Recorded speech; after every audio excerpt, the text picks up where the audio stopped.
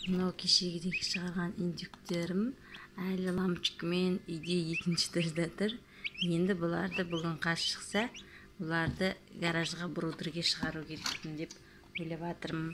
Олар кішкентай болғасын аздап қорқып шығармап едім. Жем жеп, су ішкізіп үйретейін деп. Мінекей жемді жайлап жерден тауып алып жеп жатыр. Енді ыдысқа салып қойып көрсетемін ғой деймін. Пока мынадай тек септім. Өйтіп әр жеріне үйренсін тауып алып жеп деп. Сонда да олар жаңағыдай любопытный екен.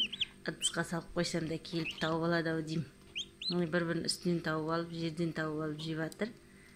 Енді бұларды брудерге шығару керек светпен. Бұйырса, бәрі аман, шүкір, тәуба.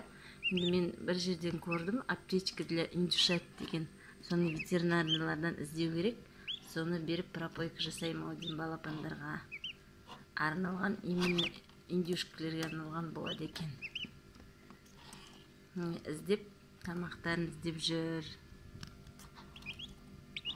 Өздері мойындар ұзын, бойлар ұзын, түйенің боталары сияқты қалтаңдап, көздері үлкен. Сол ботаға ұқсайды, ботаға келеді. Түйенің ботасы да сөйтіп туған кезде қалтырап жүреді. Аяқ қол сирейіп жинай алмай, мойын ұзын, көз бақырайып. Бұл да дәл сондай. Тауықтан айырмашылығы.